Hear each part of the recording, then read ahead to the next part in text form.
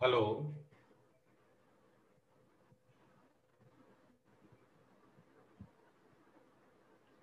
Any doubts in the previous lectures? Any doubts to anyone?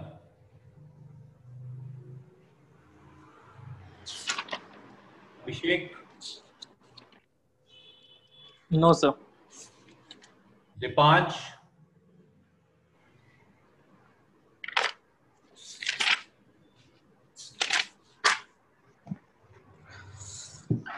Jolin. Yes, sir. No, sir. There is no doubt, sir. Okay. So I'm starting with the lecture now. So now we will be formally starting with the fluid mechanics. And in fluid mechanics, in this particular course, you will mainly be dealing with fluid kinematics and fluid dynamics.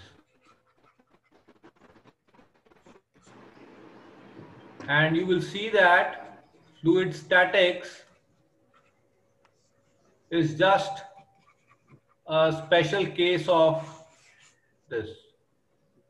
So in effect, we will be actually covering all the three, but formally, we shall be dealing with fluid kinematics and fluid dynamics.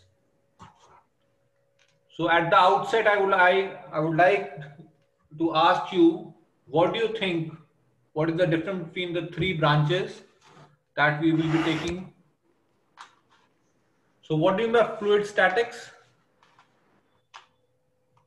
Study of fluid in rest. Rest position. At rest and anything else?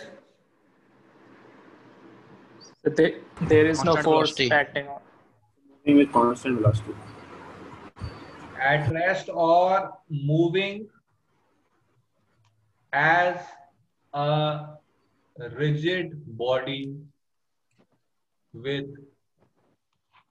constant velocity.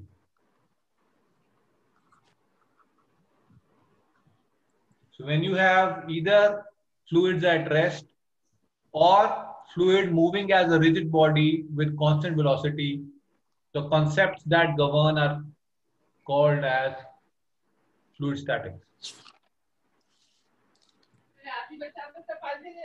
And what is the difference between fluid kinematics and dynamics? I have already pointed out. I want to hear from you. What is the difference between fluid kinematics and fluid dynamics? Quickly. Ujjwal? Sir, kinematics basically, sir, motion without cause. Motion without? Cause. Can motion happen without a cause?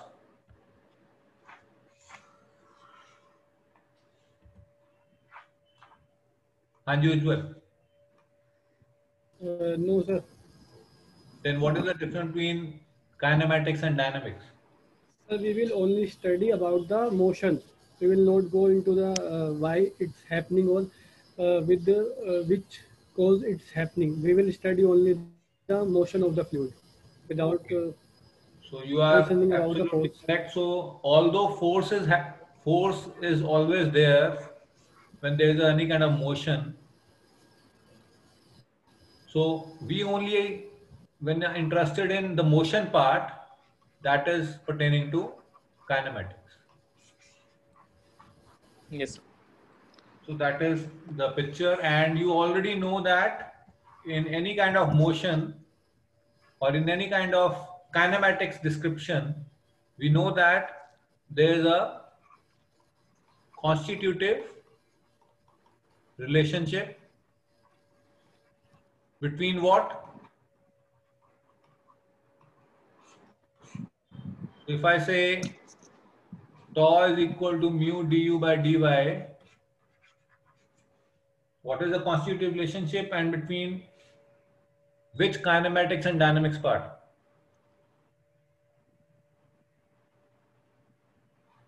So what is kinematics here and what is dynamics here? How is dynamics? So kinematics is du by dy, and the dynamics will be tau, and the the mu is a material property. Okay. So, but you should always keep in mind, it is the way you look at it. For instance, if I say stress is proportional to strain, now let me know, does strain cause stress or stress cause strain? Stress cost. Stress cause strain. Stress Strain causes strain. stress causes strain? No. So strain की वजह से stress आता है. Strain की वजह से stress आता है. Yes, sir. So internal resistance तभी लगाएंगे ना सर जब अंदर से कुछ changes आएंगे. Okay. So changes क्यों आएंगे? So deformation अगर कुछ हम deformation दे रहे हैं उसमें. और deformation क्यों आएगी? सर हम उसमें force apply कर रहे हैं. So you got Yeah, it? So it is just like answering whether egg came first or the hen or the chicken. Yes, sir. So this is just like that question, and you should not bother until unless, because I gave you the example other day also, that you could have this way also, that if q dot double dash could be written down as this, dt by dx. Yes, sir. write down dt by dx is equal to -1 by q double dash. -1 by k into q dot K double dash. q double. So in that case, this is the which part? Cause is sir. This is the Cause. this is not the cause then. What is the cause? dt by dx. In the first case, the cause was q dot double dash. In the second case, the cause was dt by dx.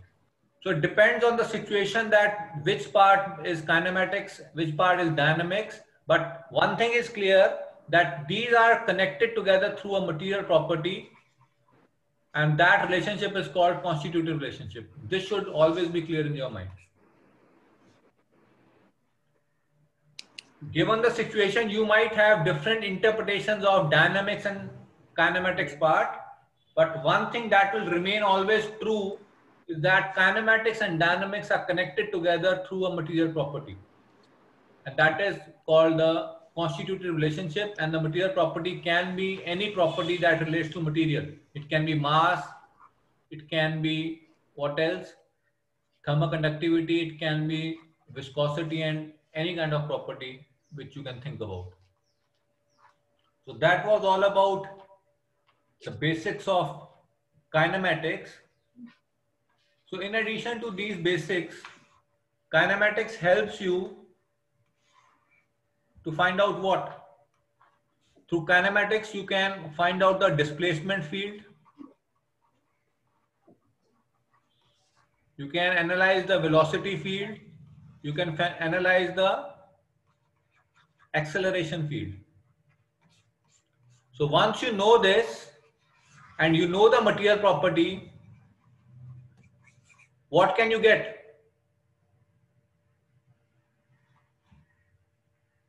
What can you get?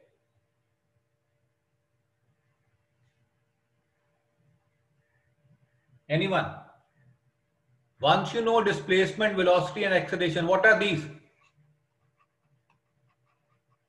Kinematic parameters. And you know the material property. What will this help you to get? dynamic properties. That is, what is the cause? And this is the thing that you want to always understand. So instead of going into the cause, you see the pattern in displacement, velocity, and acceleration, and you check the material properties, and then indirectly you are able to find what is causing that motion of that particular body and what is causing that behavior. So it is as simple as that. So these are two different approaches. First is, if you already know what is the cause and you know the material property, then you know how the fluid element or the material will evolve in time. That is how it will get displaced, how will be its velocity field, how will be its acceleration field. But the other thing is also true. If you don't know why it is happening, then what you can do is you can look at the kinematic parameters of that particular object, understand its material properties, and then see what can be the cause which is leading to this kind of kinematic parameters. And can you let me know any example in which you follow this kind of approach? That is, you analyze kinematic parameters, then through material properties, you get to know the cause.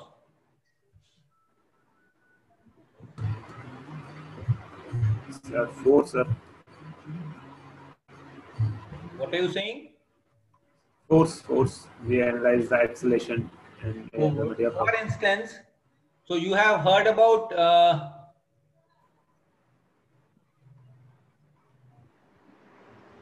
neutrino या black holes. You have heard about them? Or stars, galaxies. So how do you know that universe is expanding? आपको कैसे पता चलता है? Stars are moving away from each other. How do you get to know?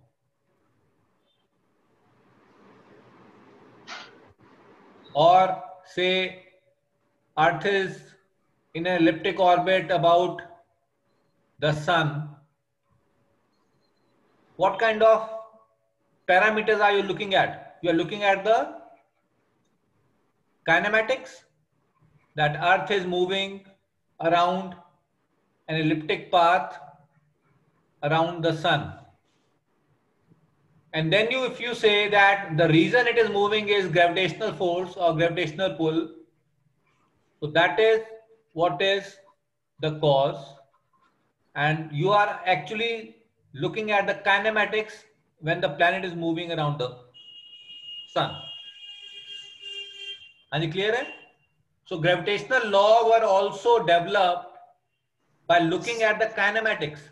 कि आज दिन भी हो रहा है, then it is night also, then seasons are changing, then what is the reason that Earth is tilted, and all those causes were discovered by looking at the kinematic parameters. Is that clear? Yes, sir. Any doubts to anyone?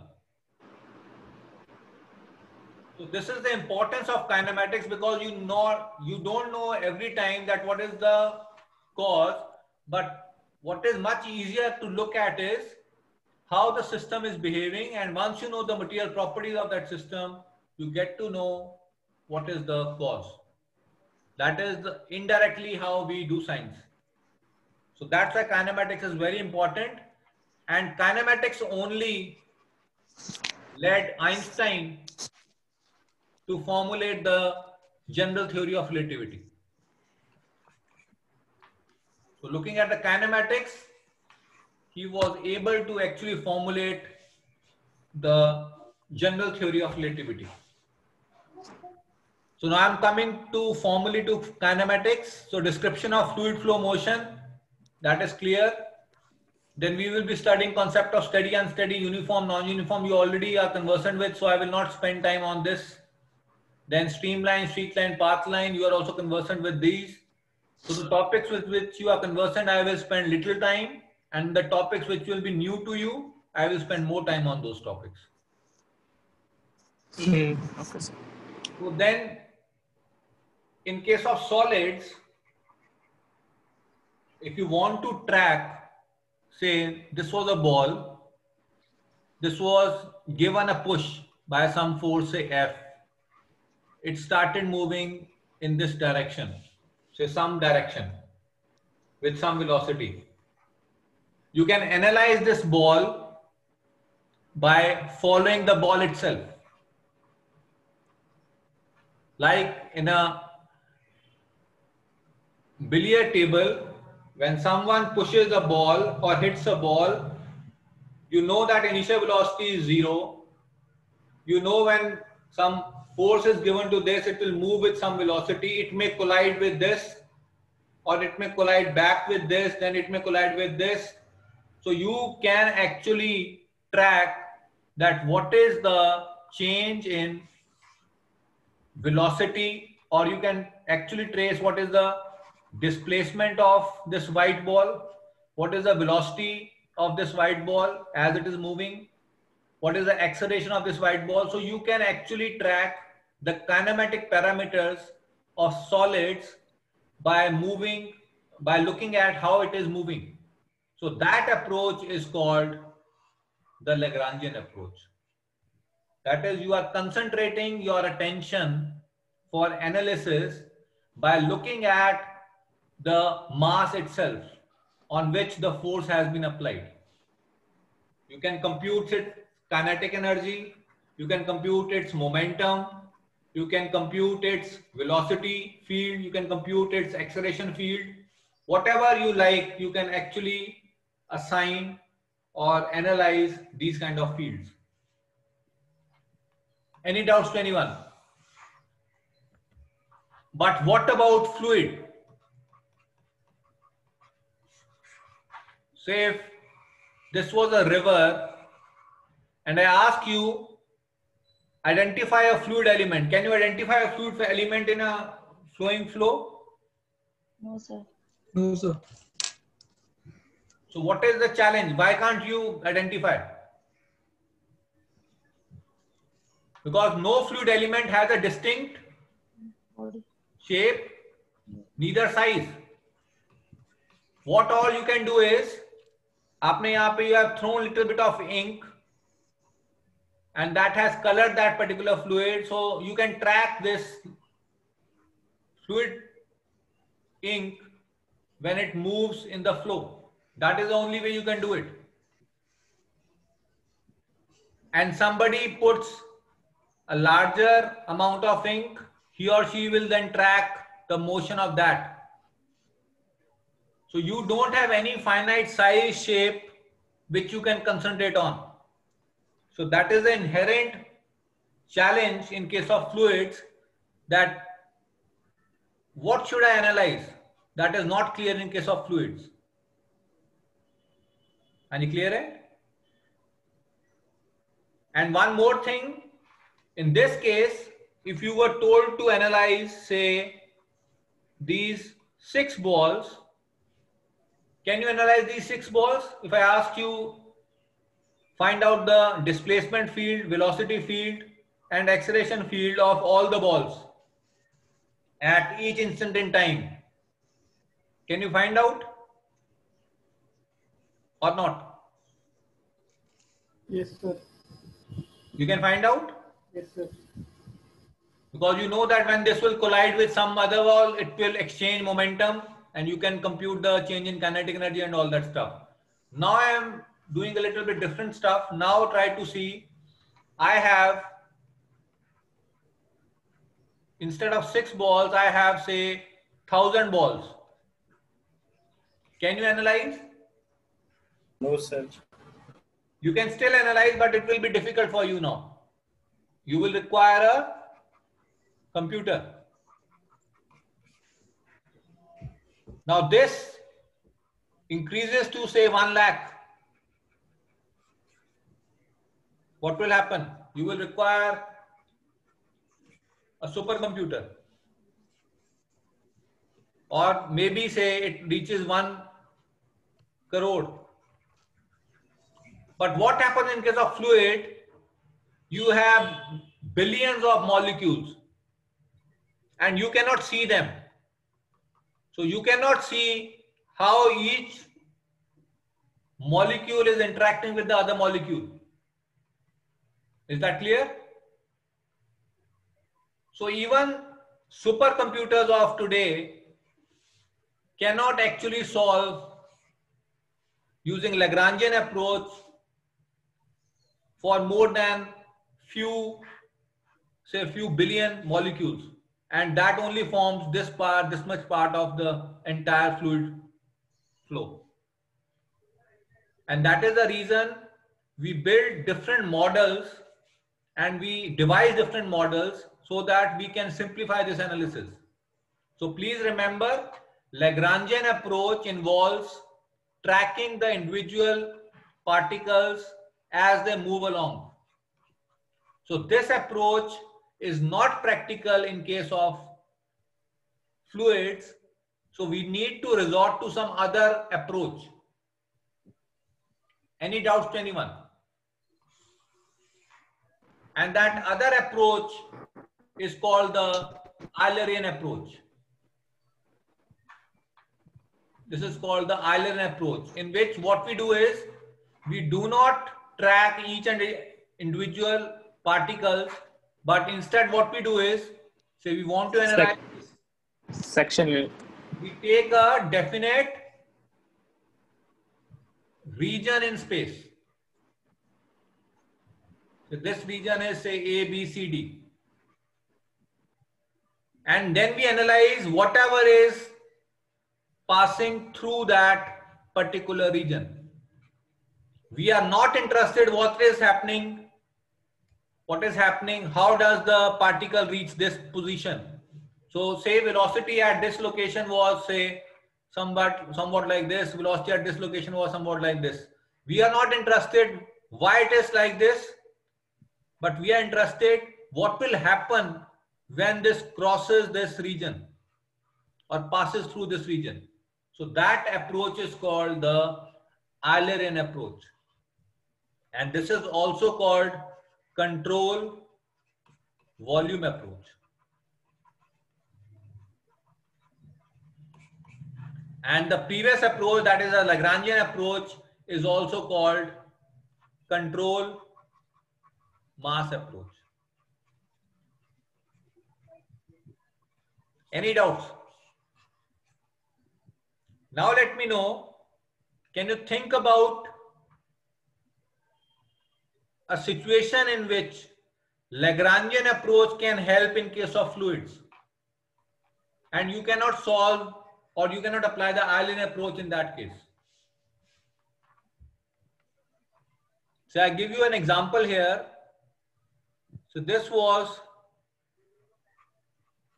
a chimney from which smoke was coming. So this was a big industry in Patiala. And you were the engineer and you were asked to find out which region around this chimney will be impacted the most.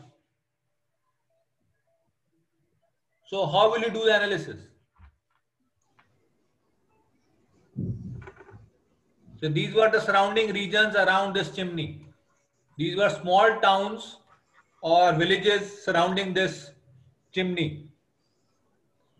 So how will you get to know that which village or which small town is impacted the most, that is in which direction or which region the smoke is going? So what will be your approach? Your approach will be Lagrangian or Eulerian? Lagrangian. So please remember, in certain cases, Lagrangian approach can actually be more helpful as compared to Eulerian approach, although we are again applying the approach on fluids. So you can track where the smoke is moving. So when you are tracking the smoke itself, you are actually following the Lagrangian approach. So in certain cases, you need to have the Lagrangian approach instead of the more practical Eulerian approach. Any doubts to anyone?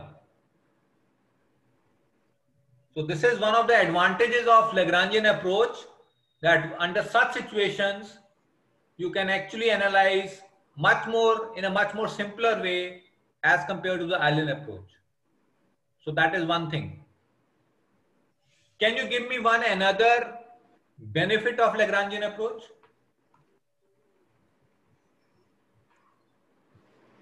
What is the other benefit of Lagrangian approach? What do you think? If I ask you, force equal to mass into acceleration, this is a law which is in Lagrangian format or Eulerian format.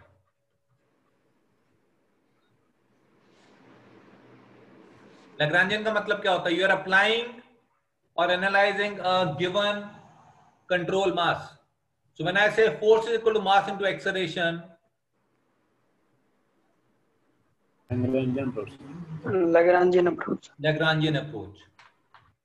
One thing more, if I ask you Q dot minus W dot is equal to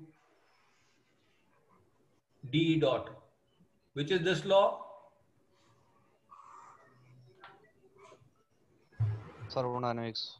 First First law of thermodynamics. thermodynamics. So to what kind of approach is followed in this? Lagrangian approach. Lagrangian approach. So please remember, inherently all the physical laws that you have studied in your high school physics are inherently in Lagrangian format. Are you clear है? Excuse me sir हाँ जी. Sir first flow में Lagrangian approach कैसी आई? जैसे if I say, I'm giving you one example. Say there was water here. Clear? And say there was a burner here which you were heating the water. Water was in a container. And say yes you had, say I do it like this. Say I have a mixer here which is also rotating. If I ask you, originally the energy was E1, and when I applied this heat and started this rotor, the energy became E2. तो energy किसकी change हुई है?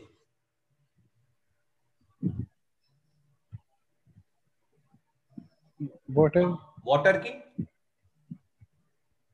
So that is what? Control mass. मैं किसकी energy check कर रहा हूं? I don't say directly that I am applying this energy to the control volume. I'm not at all bothered. I'm only bothered about the water. I'm not bothered about the region in space.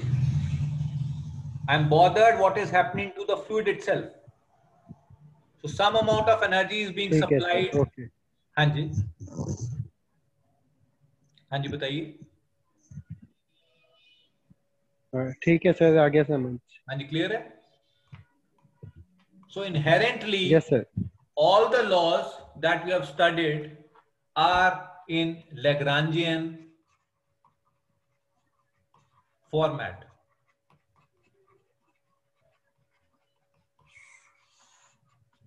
But in case of fluids, we have seen that Lagrangian approach is only helpful in certain specific conditions. And in all other conditions, this approach is not at all practical. It is not at all practical. And that's why we resort to Eulerian approach. So now my follow-up question is, why Eulerian approach is more practical in case of fluids?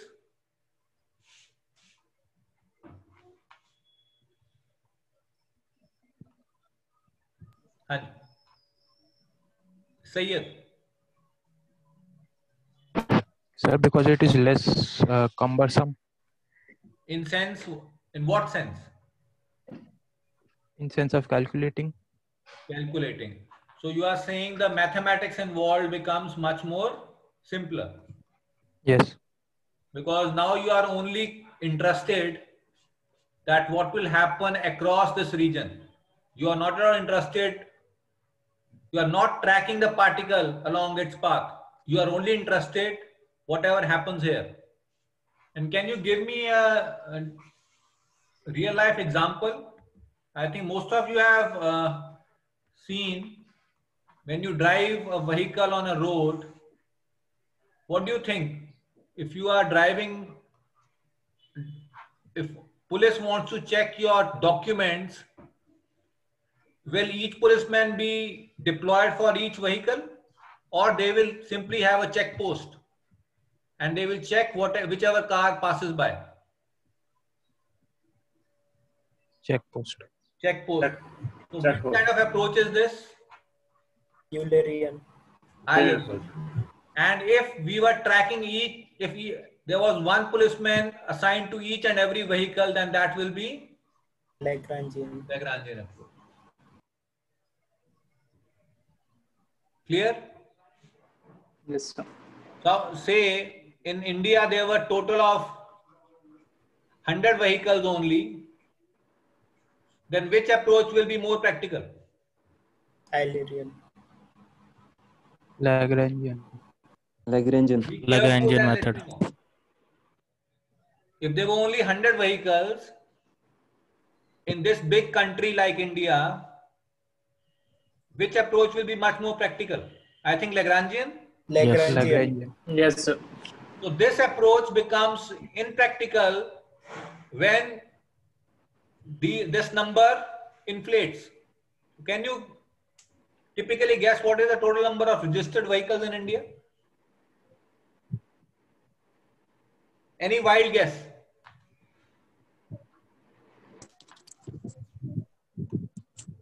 55 crore. हाँ जी, In Indian population से double ही होगा sir. Rushi. Around 6. I don't know, sir. Okay, Jolin, There may be above crores. few crores. So I think I don't know the exact number today, but it is around 20 crores. So had you followed the Lagrangian approach, then you require at least 20 crore policemen. No, sir. So that's why we don't follow this. So had there been less number, then Lagrangian approach is much more practical, because putting a post at each and every stretch of road is impractical then, because you only have 100 vehicles. You can simply track them. Is that clear? So which approach should be followed is dictated by the situation itself. So in fluids, we are more interested in Allen approach because the number of molecules, they are uncountable. So there are billions of them. Even in small region, you choose. So you cannot actually apply Lagrangian approach to those. And that's why Allen approach is much more practical in case of fluids. Clear? Any doubts to anyone?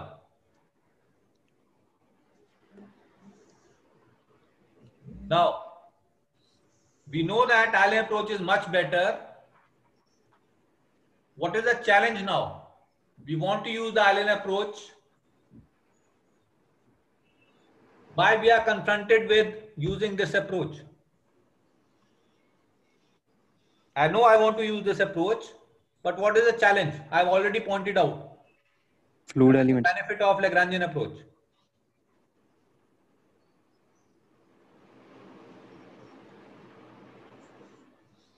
You want to apply Allen approach, then you will need to apply some laws.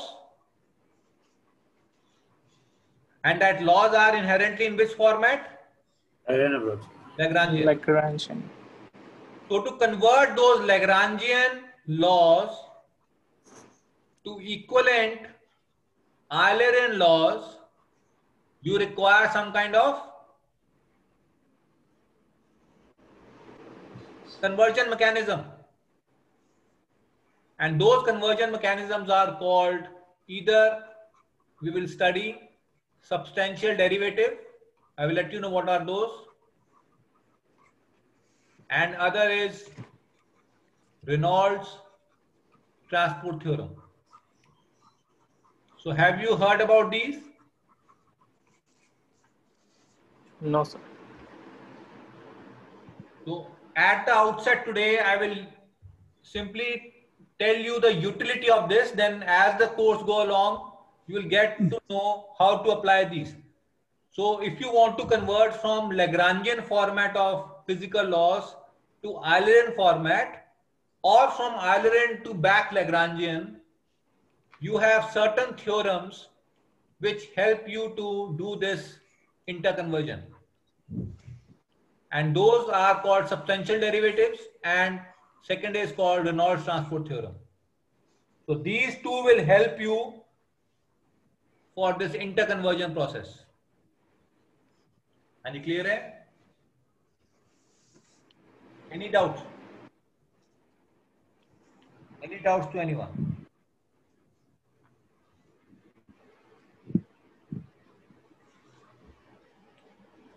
Now, I am coming to it.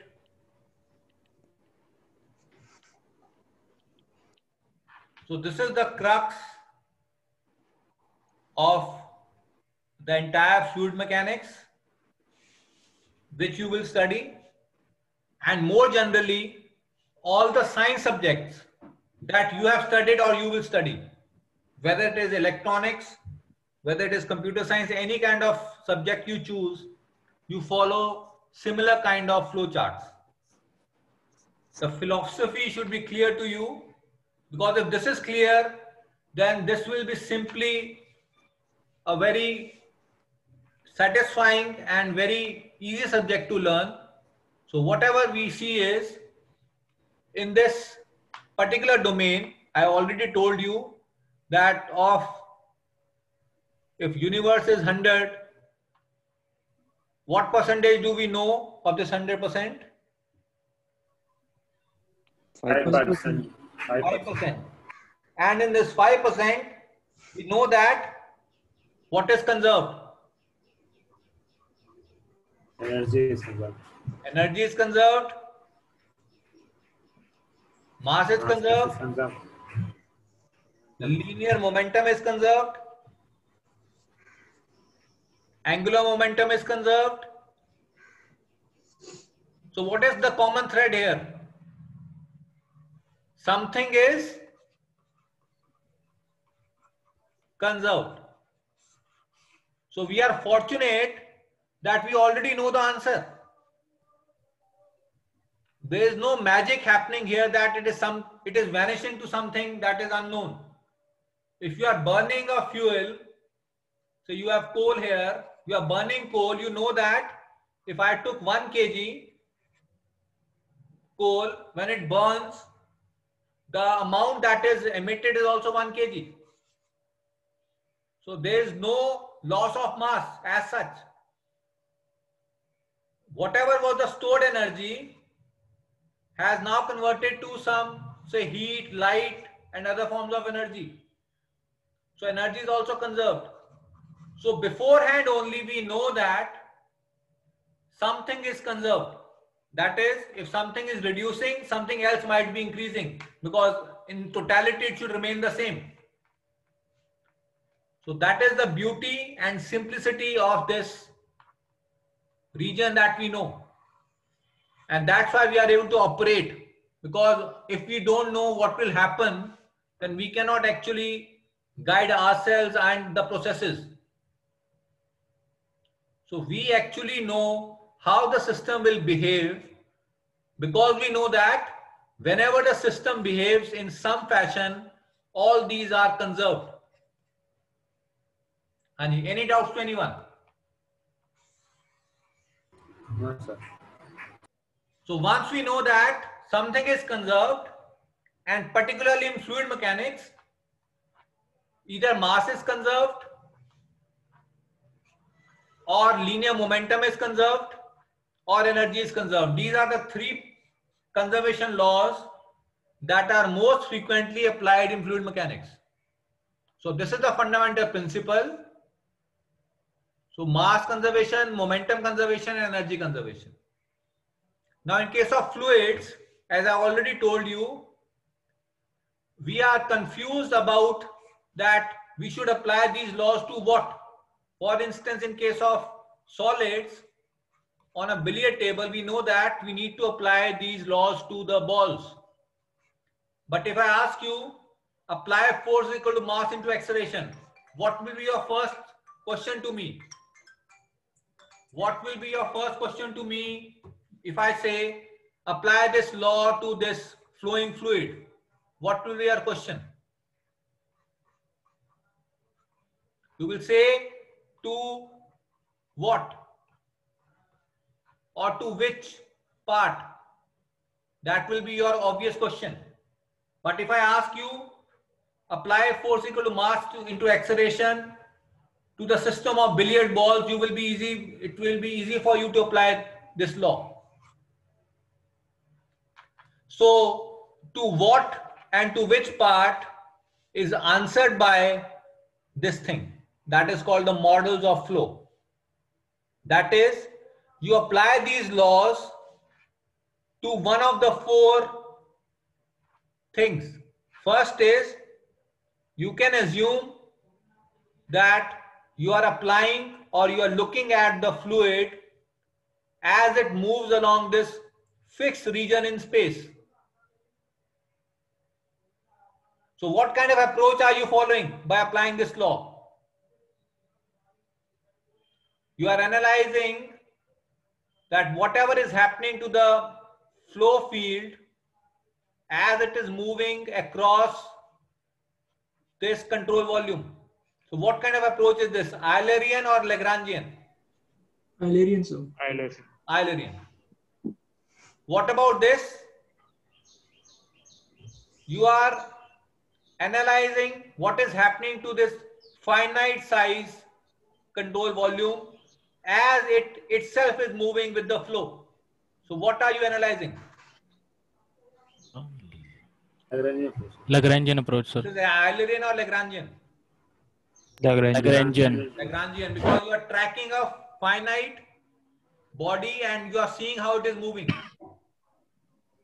What about this? This is a differentially small volume. You are analyzing whatever is flowing through this. Again, this should be which approach? Eulerian. Eulerian approach. And this is a differentially small volume. That is, you are analyzing this differentially small volume as it is moving with the fluid flow. So this is Lagrangian approach.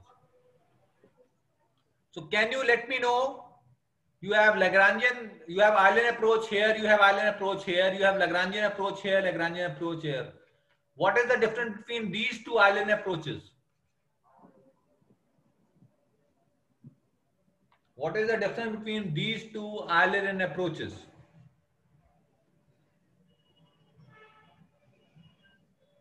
The shape of the control volume.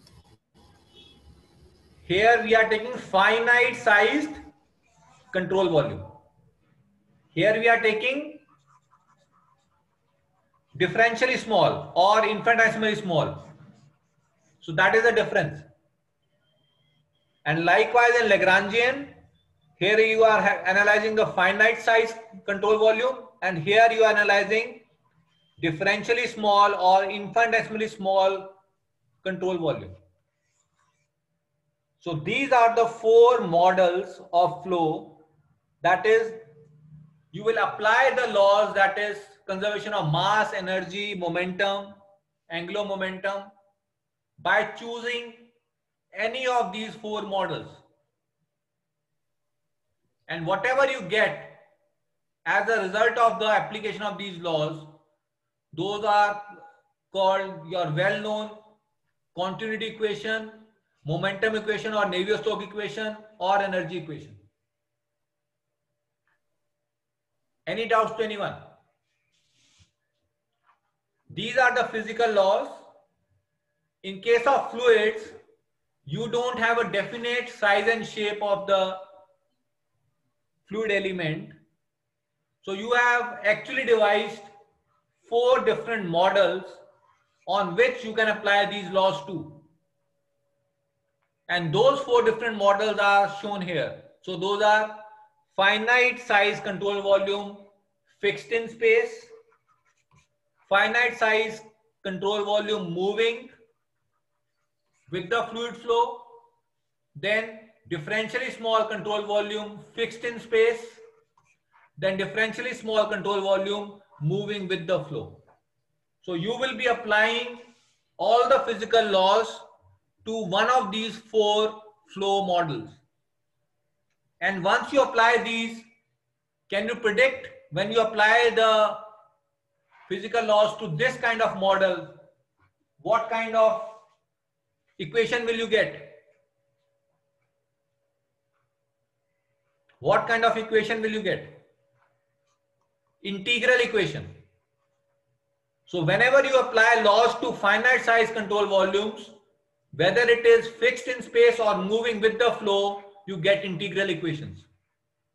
And when you apply the laws to differentially small control volume, whether it is fixed or moving in space, you get partial differential equations. Any doubts to anyone? So what does that mean? When you say apply conservation of mass to fixed volume, either fixed, finite volume, fixed or moving, you will get what? Continuity equation in which format? Integral format. When you apply mass conservation to differentially small volume, whether it is fixed in space or moving with the flow, you will get again continuity equation, but now in differential form. And all the equations, whether you get from this model, this model, this model, and this model, you will get continuity equation from all the 4 models if you apply conservation of mass. And those 4 equations are equivalent.